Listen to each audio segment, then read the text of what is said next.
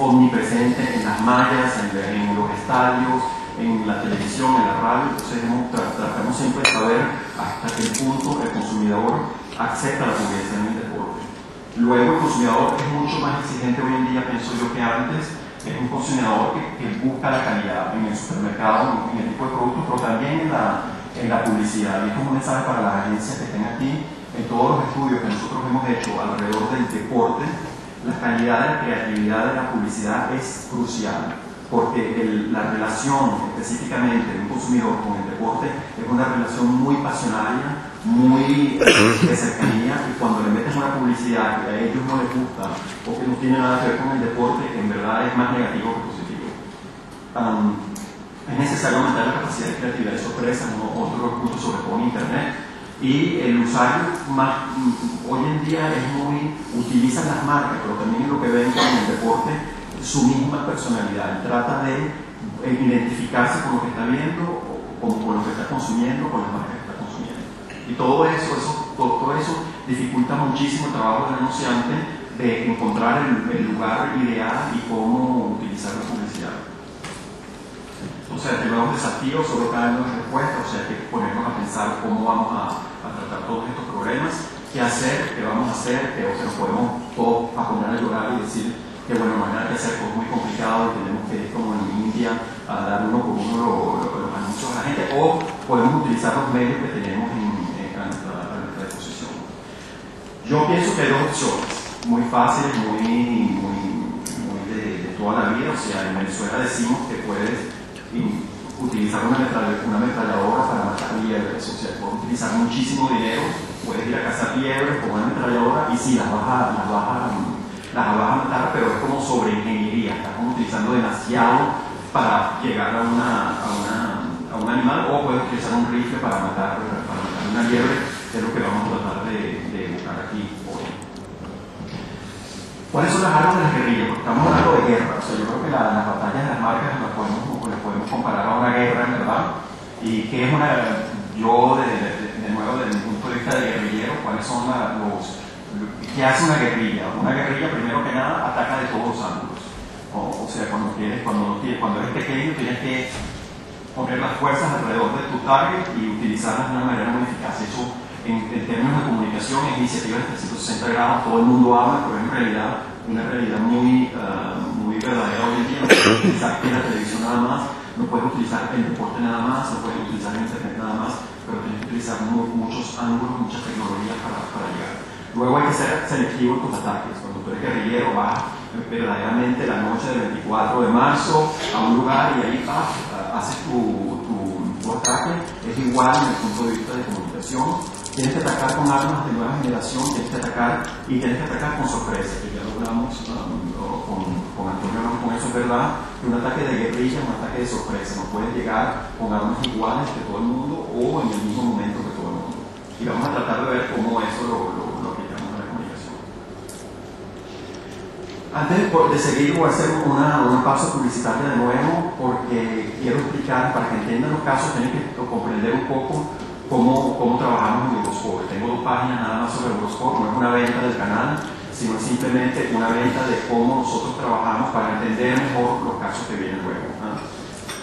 Eurosport, muchos medios están desarrollándose de esta manera. No es una televisión únicamente, pero también es una estrategia editorial que es alrededor del deporte, no solamente el vivo del deporte, pero todo lo que está alrededor del deporte. Estamos mucho más implicados en todo lo que es eventos deportivos, en los Juegos Olímpicos por lo menos, en la WTCC, que es el Campeonato Mundial de Green Cards. Somos un promotor deportivo, nosotros trabajamos muchísimo con la federación. Ellos nos vienen a ver para preguntarnos consejos, pedirnos consejos de cómo promover un deporte. Entonces, por lo menos curling. ¿Quién conoce curling? Muy poca gente, ¿verdad? Ellos vienen aquí a Eurosport y dicen, coño, ¿cómo vamos a hacer para que la gente conozca curling, para que la gente se excite con el curling? ¿Cómo podemos presentar el deporte? Entonces tenemos un trabajo que no es comercial, que es un trabajo de deportista, de mercadeo de deporte, para ayudar a las federaciones a surgir. El Comité Olímpico, trabajamos con ellos muchísimo para también posicionar los Juegos Olímpicos de una manera diferente. La segunda página publicitaria es que algo que hay que entender del deporte, como lo dije antes, el deporte es algo muy emocional, muy apasionante.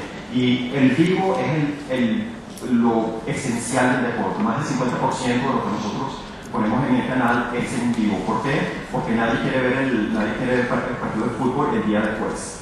Todo el mundo lo quiere ver el día que está pasando. Nadie quiere ver la final de Roland Garros este domingo, el lunes, la quiere ver el domingo. Entonces, ¿y por qué es interesante de entender esto? Es porque el vivo, eso explica la relación que el deporte tiene con el público. El público es una relación demasiado fuerte, que no es como ver una película o ver las noticias. Tienes que estar, cuando estás viendo el deporte, lo quieres ver en ese mismo momento. Y nosotros, bueno, eso es lo que tratamos de hacer, pero también creamos programas alrededor de todo esto, porque la gente que le gusta el deporte, le gusta saber con quién sale el deportista, con quién se casó, de quién se divorció, dónde vive, dónde pasó las vacaciones, qué hace cuando no está jugando fútbol, tenis, etcétera, etcétera. Y creamos programas alrededor de este tipo de acción también, porque los aficionados del deporte son piden mucho. Sí, es seminario. Entonces entra la página publicitaria. Y entonces ahora le voy a hablar de los dos casos olímpicos que escogí, y por eso le mostré la película de 2004. ¿Por qué casos olímpicos? Primero, porque me pareció que era un buen ejercicio de poder demostrarles a ustedes que en altos países como los Juegos Olímpicos se puede existir y se pueden hacer cosas con poco dinero. Y mucha gente piensa que los Juegos Olímpicos son inabordables, que no se puede hacer nada con ellos, y en realidad sí se puede hacer. Entonces es como me permitía hacer el extremo de utilizar un caso súper costoso para demostrar efectivamente que se puede hacer un ejercicio de guerrilla en ese tipo de lugar. Hay que saber, tener en mente que por lo menos un sponsor olímpico oficial, los 12 primeros de lo que ellos llaman top sponsors, gasta por lo menos 50 millones de euros o mínimo o más en obtener únicamente el derecho de ser sponsor. O sea, únicamente tienes el derecho de ser sponsor y luego no tienes nada. O sea, luego ¿qué hacen? Pues son 150 millones de euros para poder poner en perspectiva lo que voy a decir luego. El primer caso es el caso de Kodak.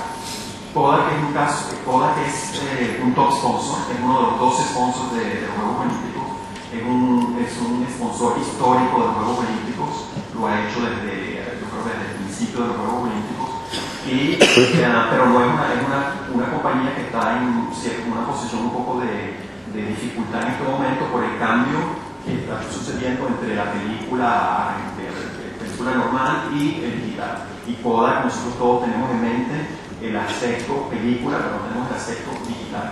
Y entonces una compañía que ha pagado mucho dinero para ser sponsor de olímpico, pero que no tiene mucho dinero para explotarlo. Entonces vinieron y dijeron qué podemos hacer para explotar los Juegos Olímpicos, porque pagamos todo este dinero, pero tenemos muy poco dinero.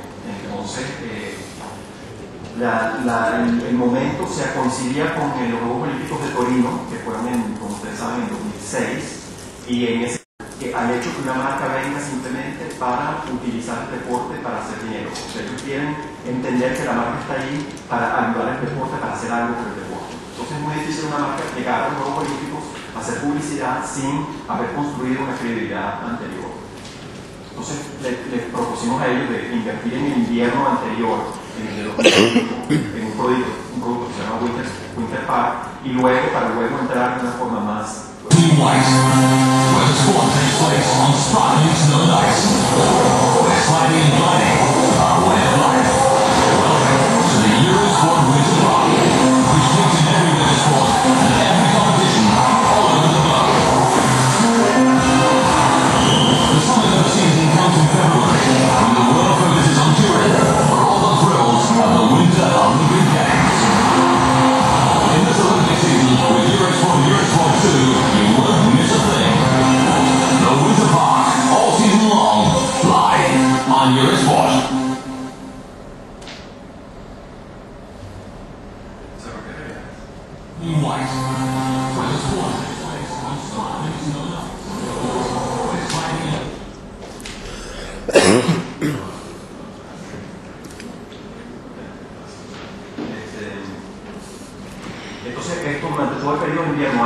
Torino, ellos fue como finales de 2005, hasta febrero de 2006, y hicieron esto para entrar en la mente del consumidor como alguien que estaba al lado de todo lo que es invierno. Luego, junto con eso, los periodistas nuestros tenían cada día una imagen, la imagen del día del invierno, y también la combinamos con Kodak, imagen digital, etcétera, televisión, y hicimos un programa donde Kodak se sponsorizaba también esta parte del programa.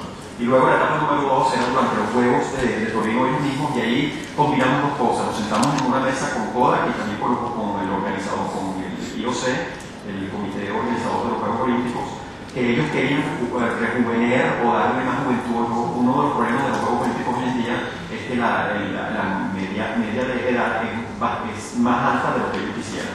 Ellos quieren, ¿cómo se dice?, agarrar gente más joven. Entonces tratamos de idear un programa que fuera a la vez joven y que tuviera algo que ver con las imágenes de Kodak. Y lo que hicimos fue una especie de reality show, el primer reality show en el deporte, donde se hizo una competencia en Europa para buscar dos chicas que no fueran deportistas, pero que fueran a los Juegos Olímpicos, para fotografiar a los deportistas o entrevistar a los deportistas fuera del ámbito del deporte en sí.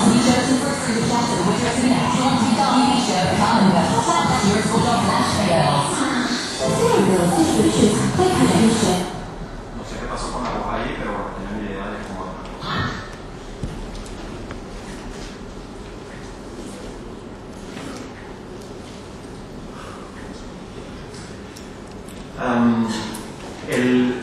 y esto demuestra bien lo que les traté de explicar antes, que cuando haces algo en 360 grados, ellos tenían muy poco dinero, pero hicieron muchas cosas, existieron de una forma masiva durante los Juegos Olímpicos de Torino, que es muy difícil, porque los Juegos Olímpicos es un gran circo donde hay muchísimas actividades, pero estas chicas se convirtieron muy famosas durante los Juegos Olímpicos, y todos los atletas de todas las naciones querían ser entrevistados con ellas, etcétera, etcétera. Hubo una word of mouth que fue muy interesante para ellos en los Juegos Olímpicos, y efectivamente se hicieron muchas cosas alrededor en internet y todo lo demás. En total, esto fue un coste de 1 millón, 2 millones de euros, que puede parecer importante visto las cosas que hemos visto en los últimos 2 días, pero tiene que ponerlo en perspectiva que la inversión de ellos en los Juegos Olímpicos es 50 millones. O sea que de 50 millones invertir solamente 1,2 millones en publicidad para poder capitalizar esta inversión, para ellos eso es un presupuesto que es relativamente poco, cuando la mayor parte de las marcas invierten casi el mismo monto de los 50 millones en publicidad durante los Juegos Olímpicos también. O sea que para ellos esto es irrisorio. Pero consiguieron, luego al final les voy a mostrar unos resultados y verán el tipo de resultados que tuvieron. We all want our children to achieve their dreams. That's why one company is investing more than ever before in new and more efficient ways to deliver energy. Because what we dream today, we can achieve tomorrow.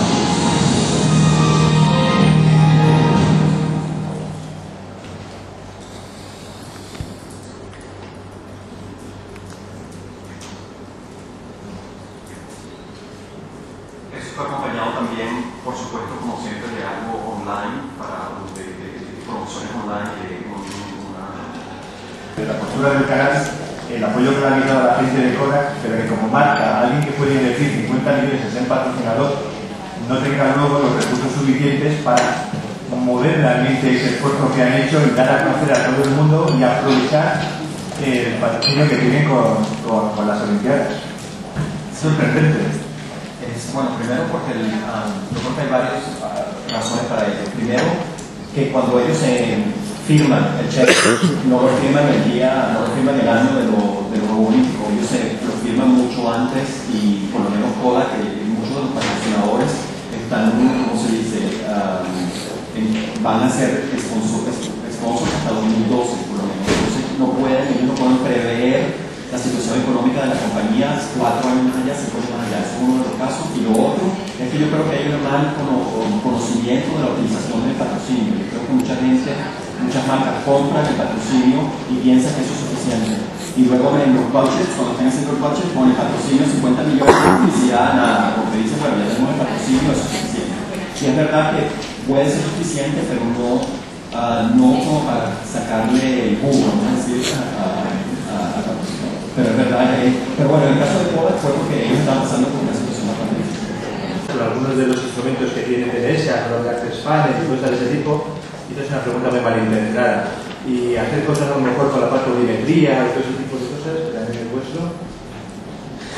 No tengo la respuesta. No, a ver, yo creo que el grupo está apostando, lógicamente, tanto por los nuevos medios como por los medios tradicionales, ¿no? Y creo que estamos... Hombre, los nuevos medios está claro que tienen un interés especial, ¿no? Porque están emergiendo y hay mucho interés en los anunciantes, ¿no? Por saber qué está pasando, ¿no? Porque en realidad no hay conocimiento de lo que están invirtiendo, ¿no? Antes veíamos, y en datos de los padres, ¿no? El 50% es en medios no convencionales, ¿no? Y poco se conoce de eso. Pues ahí es donde estamos trabajando. No, y además yo creo que eso es, como decía antes, muy probable empezar a encender, aunque sea una vela de una habitación completamente oscura, como era toda esa parte, quizás de hacerte acostumbrar alguna seguridad. Micro, por favor, aquí delante.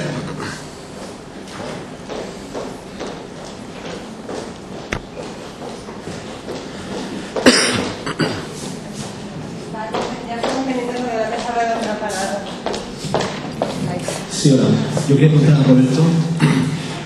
Roberto, ¿cuándo vais a empezar a emitir en alta definición? Lo digo porque en Europa hay mucha gente que tenemos ya o tienen ya LCDs, plasmas, y les gustaría ver un partido de fútbol con una definición de altísimo nivel. Lo digo porque hay canales ya, creo que hay uno en Alemania que se llama Nixi HD, lo puedes ver en abierto por Astra, con un proyector de 200 euros de alta definición, en el que ver los partidos es una sensación o una experiencia totalmente distinta a lo que estamos viendo hasta ahora. ¿Por qué en España o en Europa vosotros no estáis pensando en empezar a emitir para toda la gente que nos hemos comprado y nos hemos gastado un buen dinero en un televisor HD ready con el que luego no podemos hacer nada? No, sí lo estamos pensando, o sea, es un proyecto activo dentro del foro, simplemente de lanzar una versión HD. Como puedes imaginar, es una inversión gigantesca porque no es solamente simplemente cambiamos la cámara y está todo listo, pero tienes que cambiar toda la forma de producción, todas las máquinas. Ninguna máquina funciona, no sí tienes que cambiar todo. Es una inversión monumental, pero sí, bueno, pero para responder directamente sí estamos pensando y lo vamos a lanzar. No te puedo decir cuándo y no sé cuándo, porque hay un timing que depende de muchas cosas, pero también hay, porque quiero hablar a la gente que también en el público aquí, hay una realidad comercial. O sea, es verdad que es muy agradable de ver en HD eso, pero ¿cuál es la realidad comercial de eso? Es que hay las publicidades, por lo menos las van a hacer en HD, porque si nosotros estamos con las imágenes en HD, las publicidades pasan, incluyen el maquillaje de la mujer, no sé qué, o sea, entonces es todo una industria que tiene que desplazarse hacia el HD. Nosotros, por supuesto, somos los primeros porque somos la televisión, somos los que creamos imágenes. Pero es muy interesante y el deporte es una de las cosas que la gente, en todos los estudios muestran que el deporte es una de las cosas que la gente está muy interesada en HD y que quieren, la primera cosa que quieren ver es el partido de fútbol, el partido de tenis en HD. Entonces es natural que vamos hacia eso. Es una cuestión de tiempo y de inversión. Ojalá que sea pronto.